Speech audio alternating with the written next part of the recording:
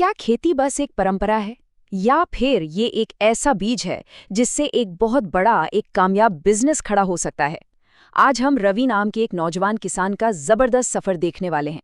हम जानेंगे कि कैसे उसने एक सपने को एक कामयाब एग्री बिजनेस में बदल दिया और भारत में ऐसा करने के लिए क्या कुछ करना पड़ता है। और इससे पहले कि हम रवि की इस दिलचस्प कहानी में खो जाएं, एक छोटी सी बात। अगर खेती से जुड़ी ऐसी ही कमाल की कहानियां और जानकारी चाहिए तो उन्नत खेती को YouTube और Facebook पर फॉलो और सब्सक्राइब करना बिल्कुल मत भूलिएगा। और ज्यादा जानकारी के लिए नीचे दिए गए लिंक पर क्लिक कर सकते हैं। तो कहानी शुरू होती है रवि से। गांव का एक नौजवान किसान जिसके दिलो दिमाग में एक सवाल हमेशा घूमता रहता था कि भाई क्या खेती सिर्फ वैसी ही की जा सकती है जैसे सदियों से होती आ रही है, या इसे एक बड़े बिजनेस में भी बदला जा सकता है। बस यही एक सवाल इस पूरी कहानी की नींव है। रवि का सपना था कि वो पारंपरिक खेती को एक नए लेवल पर ले जाए, लेकिन उसे ये बात बहुत जल्दी समझ में आ गई कि किसी भी बड़े सपने की इमारत खड़ी करने के लिए पहली और सबसे मजबूत ईंट होती है उसकी कानूनी नींव, यानी अपने बिजनेस का रजिस्ट्रेशन। तो रवि के सामने दो रास्ते थे, प्राइवेट लिमिटेड कंपनी या फिर LLP यानी लिमिटेड लायबिलिटी पार्टनरशिप। अब एक्सपर्ट्स के मुताबिक ये दोनों ही स्ट्रक्चर्स सबसे बढ़िया हैं। क्यों? क्योंकि इनमें आगे चलकर बिजनेस को बड़ा करना और उसके लिए पैसा यानी इन्वेस्टमेंट जुटाना काफी आसान हो जाता है। तो बस रवि ने ठान लिया कि वो इस कानूनी प्रक्रिया को समझेगा और पूरा करेगा। चलिए अब देखते हैं कि उसने कौन कौन से कदम उठाए जिससे ये मुश्किल सा दिखने वाला काम भी आसान हो गया।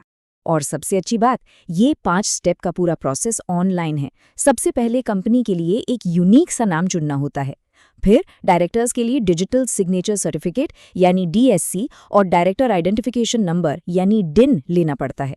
इसके बाद कंपनी के जो नियम कानून होते हैं, जिन्हें मेमोरेंडम और आर्टिकल्स ऑफ एसोसिएशन कहते हैं, वो तैयार होते हैं।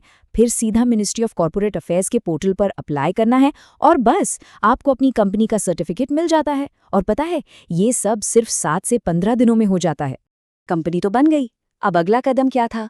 वो था MSME यानी उद्यम रजिस्ट्रेशन। ये छोटे और मझोले बिजनेस के लिए एक ऐसा रजिस्ट्रेशन है जो सरकारी फायदों का दरवाजा खोल देता है। तो इससे मिला क्या? अरे बहुत कुछ मिला। बैंकों से लोन मिलना आसान हो गया, सरकारी सब्सिडी मिलने लगी, ब्याज दरें कम हो गई और तो और सरकारी टेंडर में भी हिस्सा लेने का मौका मिल गया। ये उसके सफर का एक बहुत ही जरूरी पड़ाव था। लेकिन कहानी यहीं खत्म नहीं होती। इसके बाद आता है तीसरा रजिस्ट्रेशन, स्टार्टअप इंडिया। अब क्योंकि रवि का बिजनेस सिर्फ खेती नहीं बल्कि एक नया और इनोवेटिव एग्रीटेक वेंचर था, तो इस रजिस्ट्रेशन ने उसके लिए टैक्स में छूट और फंडिंग सपोर्ट के भी रास्ते खोल दिए। तो इन सारे रजिस्ट्रेशन के बाद रवि सरकारी मदद के सिस्टम तक तो पहुंच गया, लेकिन अब सवाल ये था कि उसने इन सरकारी स्कीमों का फायदा उठाया कैसे। उसने प्रधानमंत्री रोजगार सृजन कार्यक्रम से लेकर नाबार्ड की सब्सिडी तक और किसान क्रेडिट कार्ड से लेकर स्टार्टअप इंडिया फंडिंग जैसी कई बड़ी सरकारी योजनाओं का लाभ उठाया। इन स्कीमों ने उसे सिर्फ पैसा ही नहीं दिया बल्कि उसके बिजनेस को आगे बढ़ाने के लिए जरूरी सपोर्ट भी दिया। लेकिन सुनिए, ये सफर कोई सीधी सड़क नहीं था। इसमें मुश्किलें भी थीं, स्पीड ब्रेकर भी थे। चलिए उन मुश्किलों पर भी एक नजर डालते हैं जिनका रवि को सामना करना पड़ा, क्योंकि ये समझना जरूरी है कि ये हर सफर का हिस्सा होती हैं। शुरू में वही दिक्कतें आईं जो किसी भी नए काम में आती हैं। ढेरों कागज, सही जानकारी कहाँ से मिलेगी ये पता नहीं, और सबसे बड़ी चीज, पैसा कहाँ से आएगा। ये वो चुनौतियां हैं जिनसे लगभग हर नया एंटरप्रेन्योर गुजरता है। और इसका हल था उसकी उंगलियों पर। जी हाँ, इंटरनेट। रवि ने इन चुनौतियों से निपटने के लिए ऑनलाइन प्लेटफॉर्म और सरकारी वेबसाइट्स का भरपूर इस्तेमाल किया। इससे ये साफ पता चलता है कि आज के डिजिटल जमाने में सही जानकारी तक पहुंचना कितना जरूरी है।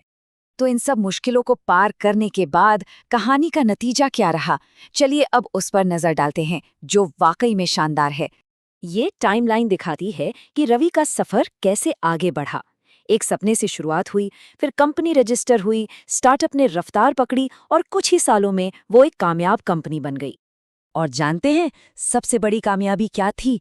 पैसा कमाना नहीं, बल्कि अपने साथ साथ दूसरों को भी आगे बढ़ाना। उसने 50 से भी ज्यादा किसानों को रोजगार दिया। सोचिए जरा, एक अकेला सपना पूरे गांव के कितने काम आया। तो उसकी इस कामयाबी का राज क्या था? कोई जादू नहीं था। राज था सरकारी प्रोसेस को ठीक से समझना और उसका सही वक्त पर इस्तेमाल करना। बस यही इस पूरी कहानी का निचोड़ है। अब एक सवाल, क्या ये कहानी किसी की भी कहानी हो सकती है? अगर अपनी कहानी लिखनी है तो बस 3 चीजें चाहिए: सही जानकारी हासिल करना, एक मजबूत प्लान बनाना और फिर बस जी जान से काम पर लग जाना। और अगर उस पहले कदम के लिए थोड़ी मदद चाहिए तो उन्नत खेती से जरूर जुड़ें। उनकी वेबसाइट, फेसबुक पेज और यूट्यूब चैनल पर आपको ढेरों जानकारी मिल जाएगी। क्या पता अगली सफलता की कहानी यहीं से शुरू हो।